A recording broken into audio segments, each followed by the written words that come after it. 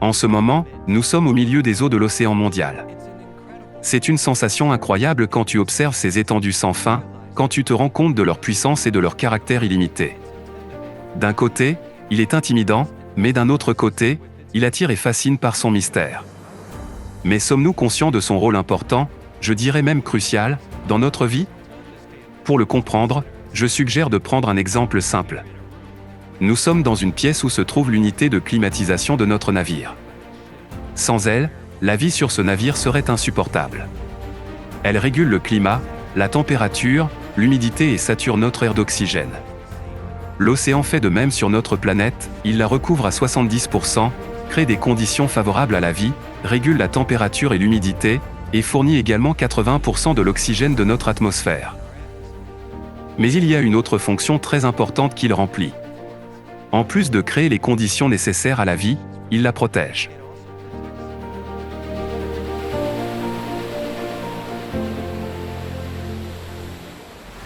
Que fait exactement l'océan et de quoi protège-t-il les habitants de la planète? L'une des fonctions les plus importantes de l'océan est de refroidir l'intérieur de la Terre. Comme un énorme système de climatisation, il évacue vers l'espace, à travers l'atmosphère, la chaleur interne qui est transmise aux plaques lithosphériques par le manteau chauffé et par les chambres magmatiques. L'océan assure des fonctions d'échange thermique et de refroidissement, tout comme l'eau froide dans les réacteurs nucléaires. L'océan joue un rôle particulier lors des pics de pression sur notre planète pendant le cycle de catastrophe de 12 000 ans, lorsque de l'énergie supplémentaire arrive de l'espace vers le noyau de la Terre. L'action externe entraîne un réchauffement supplémentaire de l'intérieur de la Terre, ce qui ne fait qu'augmenter la pression sur l'océan. De plus, tous les 24 000 ans, cette action est plusieurs fois plus intense et le réchauffement plus fort. Aujourd'hui, la dynamique de l'activité sismique et volcanique sur Terre indique déjà que nous approchons du pic de ce cycle de 24 000 ans. La seule différence est que nous nous en approchons beaucoup plus rapidement que lors de tous les cycles précédents, ce qui est très alarmant. Cela menace notre cycle d'une catastrophe inédite, une éruption du magma dans la fosse des Mariannes, entraînant une très puissante explosion qui arrêterait le noyau et ferait éclater l'atmosphère. Une telle catastrophe entraînerait non seulement la fin de l'humanité en tant qu'espèce, mais aussi la mort de la planète Terre elle-même. Pourquoi notre planète aurait-elle traversé tous les cycles précédents, mais pas cette fois-ci? Pourquoi y avait-il moins de chaleur à l'intérieur de la Terre lors des cycles précédents et pourquoi la Terre a-t-elle pu y faire face, alors qu'elle ne le peut plus aujourd'hui? Où est-ce que le dysfonctionnement s'est produit? Quelle en est la cause? Il existe une réponse à ces questions. Le dysfonctionnement s'est produit dans l'océan. C'est nous qui en sommes la cause.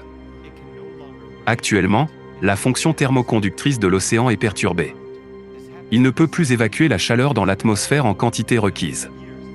Cela s'est produit précisément maintenant parce que jamais auparavant, au cours de millions d'années, l'océan n'avait-il contenu de microparticules qui ont été ajoutées dans l'océan par nous-mêmes.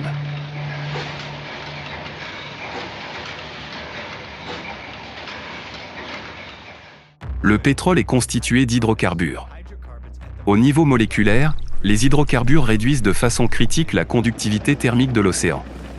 C'est justement le pétrole qui constitue la matière première pour la production de l'un des principaux polluants des océans, le plastique. En effet, lorsqu'il pénètre dans l'eau, il ne se décompose pas, mais se désintègre en microparticules, appelées micro- et nanoplastiques. Le plastique étant un dérivé des hydrocarbures, ces particules au niveau micro modifient la composition chimique de l'eau océanique et son acidité, réduisent la capacité thermique de l'eau et altèrent la conductivité thermique. Comment les nanoparticules de plastique se retrouvent-elles dans l'océan?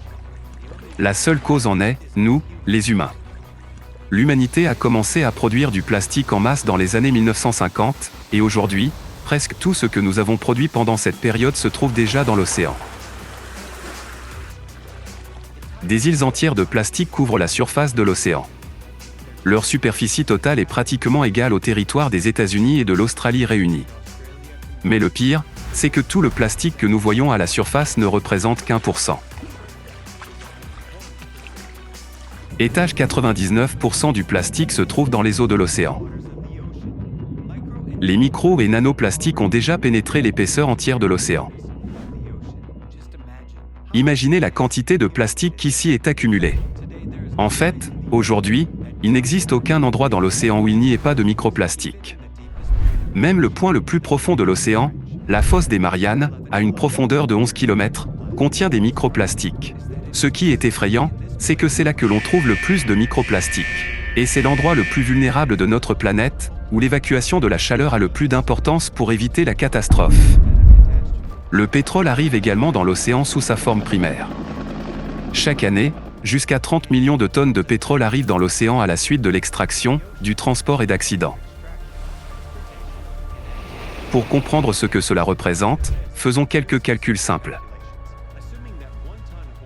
En supposant qu'une tonne de pétrole couvre une surface de 12 km² de l'océan, si nous déversions ces 30 millions de tonnes de pétrole dans l'océan en une seule fois, cette nappe de pétrole couvrirait 360 millions de km² d'eau. Cela dit, la superficie totale des océans du monde est de 361 millions de km². En d'autres termes, cette pellicule couvrirait la totalité de l'océan. Vous pouvez maintenant imaginer les volumes énormes que cela représente. Le pétrole arrive dans l'océan sans interruption. Une partie s'évapore, mais la plus grande partie, 60%, se dépose au fond de l'océan. Le pétrole forme également une pellicule à la surface de l'océan. Des photographies aériennes ont montré que près de 20% de la surface de l'océan est déjà recouverte de cette pellicule de pétrole. Elle bloque encore plus la capacité de l'océan à évacuer la chaleur et de manière générale, elle perturbe 2 fois plus fort l'évaporation. À cause de la pollution par les hydrocarbures et le plastique, l'océan a perdu sa capacité à évacuer la chaleur. Au lieu de cela, il l'accumule à l'intérieur, ce qui provoque son réchauffement encore plus intense dû à la chaleur endogène venant des entrailles de la planète. Ainsi, par nos activités, nous, les humains, nous avons perturbé le système qui fonctionnait depuis des millions d'années avant nous, en tuant son maillon important, l'océan. Comme l'océan peine actuellement à se refroidir et évacue moins de chaleur, il commence à se réchauffer dans le fond. Un réchauffement de 0,04 degrés Celsius a été détecté à une profondeur de 4,5 km. Cette valeur peut sembler faible. Dans une pièce, nous ne remarquerions même pas une telle augmentation. Mais imaginez ce que cela signifie à l'échelle planétaire, ce que cela signifie pour des millions de kilomètres cubes d'océan. Sur les côtes de l'Amérique du Nord, par exemple, la température du fond de l'océan a augmenté de 5 degrés Celsius. En raison de l'augmentation de la température des eaux de fond, d'énormes volumes d'eau chauffée remontent à la surface, ce que l'on appelle les blobs. La température de ces zones peut s'élever jusqu'à 6 degrés Celsius au-dessus de celle de l'eau environnante. Ces bulles, blobs, peuvent atteindre la taille, par exemple, de la région du Texas aux États-Unis. Ces bulles, blobs, géantes sont de plus en plus nombreuses. De telles anomalies indiquent que l'océan est en train de mourir et que son régime de température est gravement perturbé.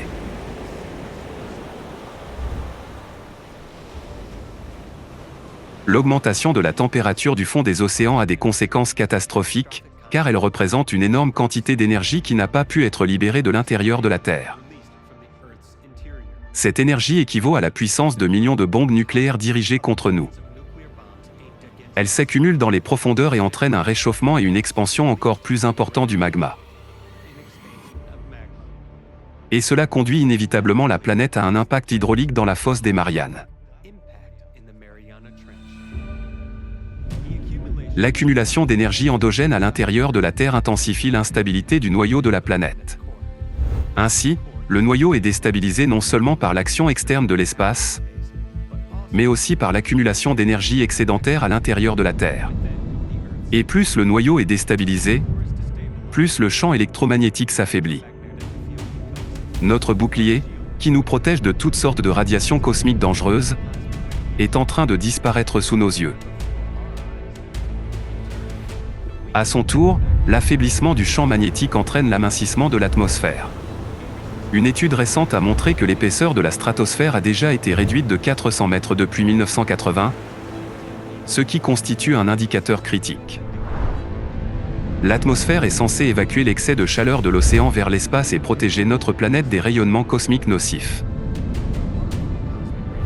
Mais les nanoparticules de plastique s'élèvent avec l'évaporation des océans dans l'atmosphère et en modifient la composition chimique. De ce fait, au lieu de transférer la chaleur plus loin, l'atmosphère l'accumule. Par conséquent, la Terre absorbe désormais plus d'énergie qu'elle n'en libère dans l'espace. Ce phénomène accroît l'effet de serre. De ce fait, l'océan se réchauffe à la fois par le haut et par le bas et accumule encore plus de chaleur. Nous constatons donc qu'aujourd'hui, l'océan ne remplit pas sa fonction de refroidissement des plaques tectoniques et d'évacuation de la chaleur dans l'atmosphère, parce qu'il se réchauffe à la fois par le haut et par le bas.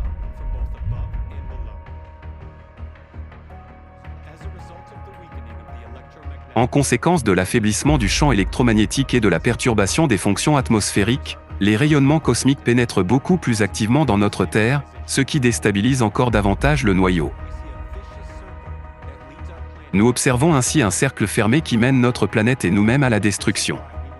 Telle est la réponse à la question pourquoi nous ne traverserons pas ce cycle et pourquoi nous nous en approchons beaucoup plus rapidement. Parce que nous avons tué l'océan et qu'il ne remplit plus sa fonction initiale. Depuis de nombreuses années, nous constatons les signes de la mort de l'océan. Et cela se produit à un rythme extrêmement rapide.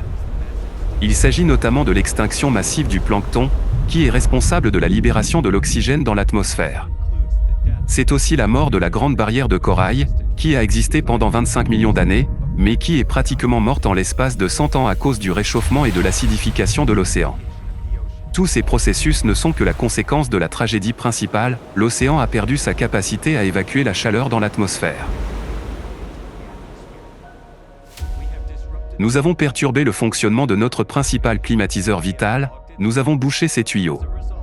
En conséquence, de plus en plus de chaleur reste à l'intérieur de la Terre et le magma se réchauffe encore plus. Nous mettons de l'huile sur le feu. Actuellement, nous observons le développement de cataclysmes destructeurs bien plus tôt qu'ils n'auraient dû commencer. Il s'agit notamment de la fonte des glaciers de l'Antarctique et du Groenland, du réchauffement anormal de la Sibérie occidentale, de l'augmentation de l'activité sismique et volcanique sur toute la planète et du réveil des stratovolcans.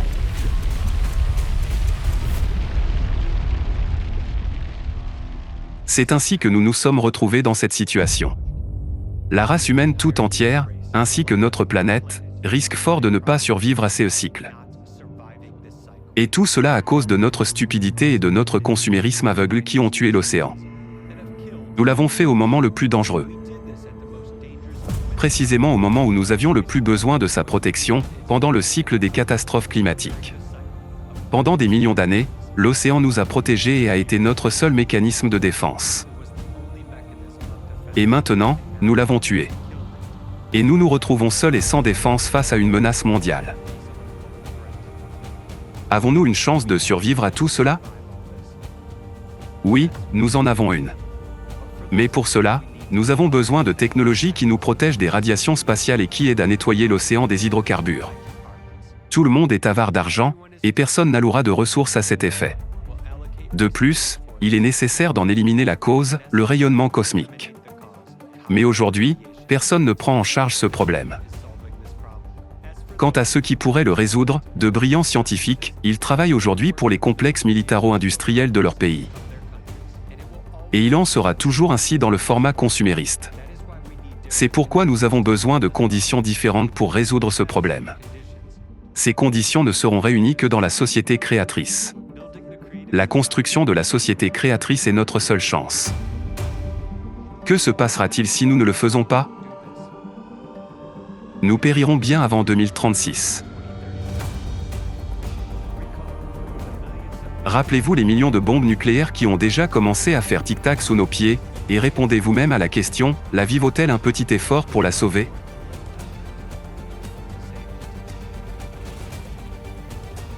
Que choisirez-vous, la mort de la planète ou la société créatrice? C'est le choix que vous faites en ce moment.